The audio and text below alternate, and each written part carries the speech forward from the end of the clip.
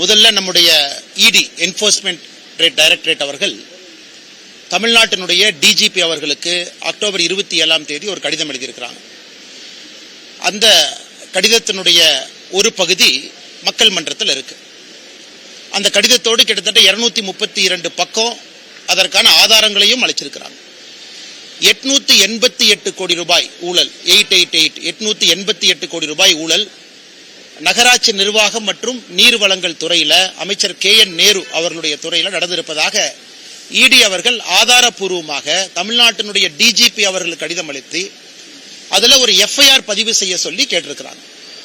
நமக்கு தெரியும், இந்த prevention of money laundering act PMLA section 66 இடிக்கு ஒரு தகவல் கிடைக்கிறது, வேறொரு கேஸ்ல சோதனை பண்றாங்க, அந்த கேஸ்ல இன்னொரு ஆதாரம் கிடைக்குதுன்னா செக்ஷன் 66 படி அந்த சம்பந்தப்பட்ட ஏஜென்சிக்கு அந்த ஆதாரத்தை கொடுக்க வேண்டியது இடியினுடைய கடமை.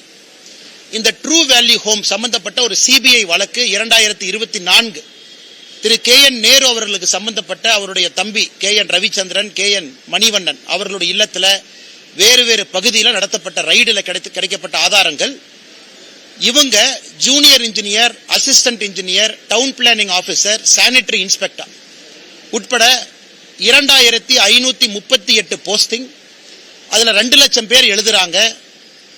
அண்ணா யூனிவர்சிட்டி, அண்ணா பல்கலைக்கழகம் அந்த பரீட்சை நடத்துறாங்க. அதுல எப்படியெல்லாம் ஊழல் செய்திருக்கின்றார்கள், குறிப்பாக 150 கடைசி அந்த 2538 தேர்ந்தெடுக்கப்பட்டவங்கல்ல 150 பேர் நேரடியான ப்ரூஃபை இடி அளிக்கிறாங்க.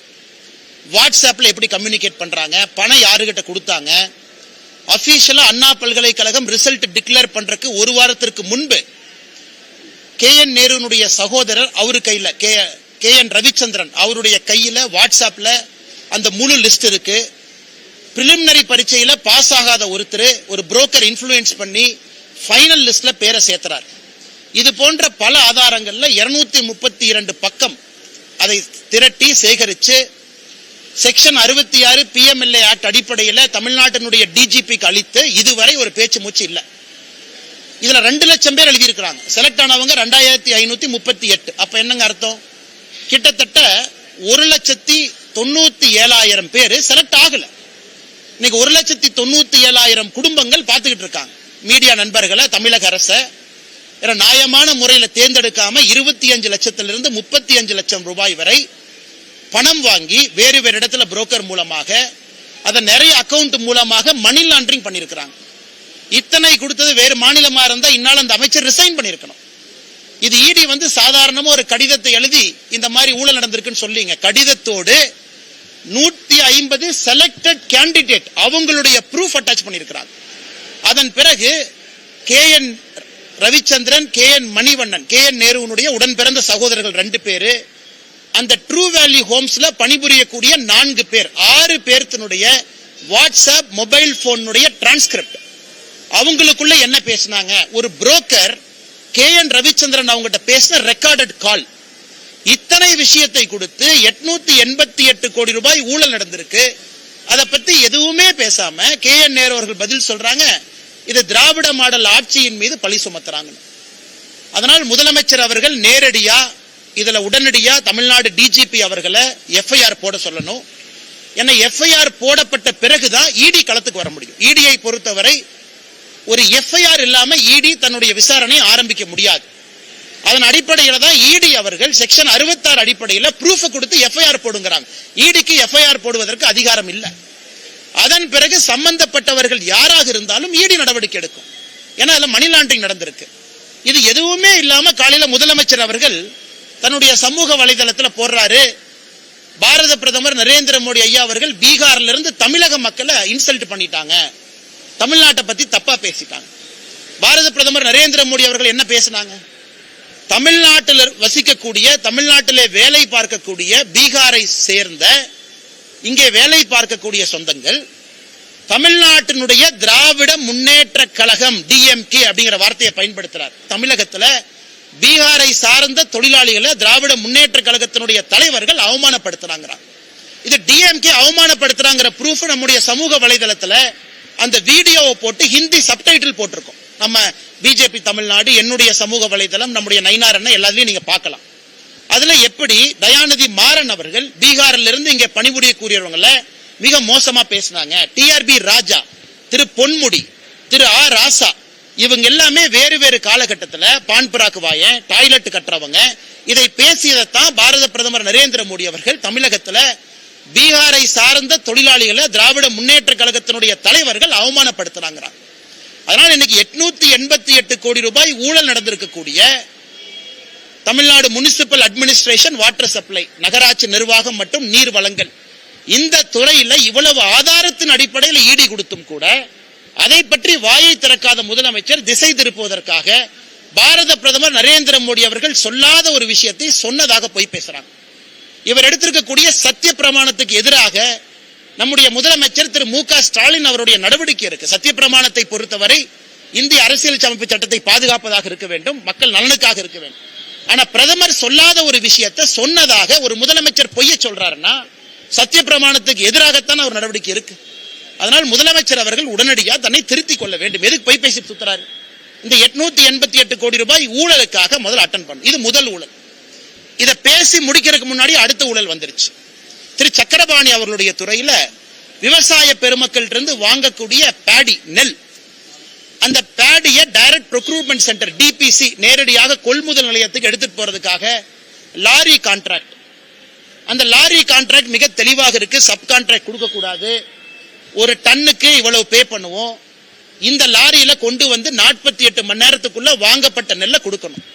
எனக்கு எதிர்க்கட்சி தலைவர் எடப்பாடி பழனிசாமி அவர்கள் இருந்து, பாரதிய ஜனதா கட்சியினுடைய தலைவர் திரு நயினார் நாகேந்திரன் அவர்கள் இருந்து, பல அரசியல் கட்சி தலைவர்கள் குறிப்பாக இந்த பேடி நெல் கொள்முதலை பத்தி பேசுறாங்க. என்ன பேசுறாங்க?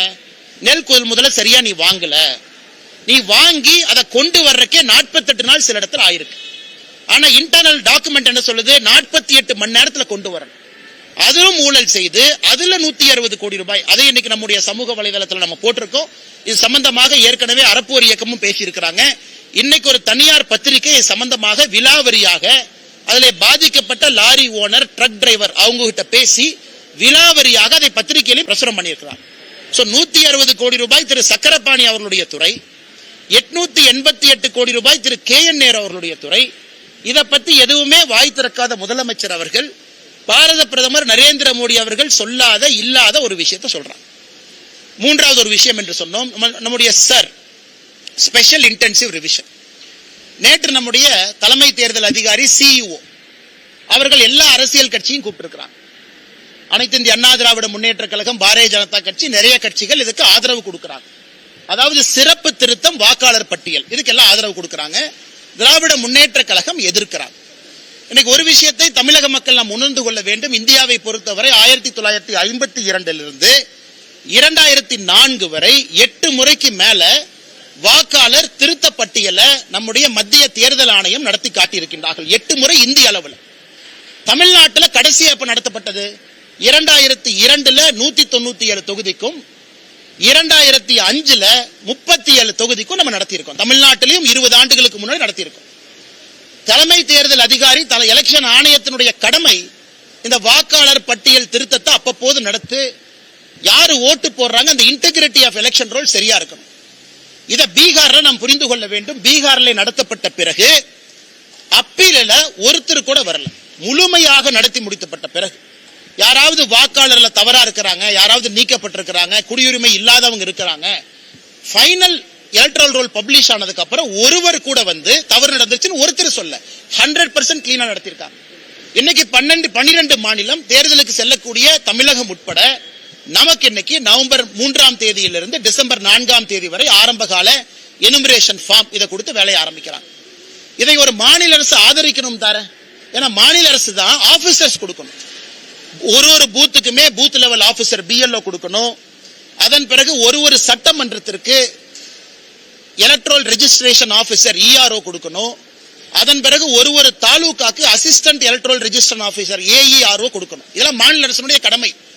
ஆனா இன்னைக்கு திராவிட முன்னேற்ற கழகத்தினுடைய அரசு திட்டமிட்டு தமிழ்நாட்டில் இந்த வாக்காளர் சிறப்பு சீர்திருத்த பட்டியல் எப்படியாச்சும் இதை பிளாப்பாக வைக்கணும் என்பதற்காக கங்கணம் கட்டிக்கொண்டு நிற்கின்றார்கள். எங்களுடைய இது எலெக்ஷன் கமிஷன் தலைமை தேர்தல் அதிகாரி நேரடியாக தமிழ்நாட்டினுடைய COவை தன்னுடைய கட்டுப்பாட்டுக்குள்ள கொண்டு வந்து இது சம்பந்தப்பட்ட அதிகாரிகள் யாரெல்லாம் இருக்கிறாங்களோ, அதாவது பிஎல்ஓவா இருக்கட்டும், எலக்ட்ரல் ரெஜிஸ்ட்ரேஷன் ஆபீசரா இருக்கட்டும், நேரடியாக நம்முடைய எலெக்ஷன் கமிஷனுக்கு கீழே அவர்களை கொண்டு வந்து தமிழ்நாட்டிலே சார் நடத்தப்பட வேண்டும் என்பது பொதுமக்கள் எல்லோரும் நாங்கள் அதைத்தான் சொல்றோம்.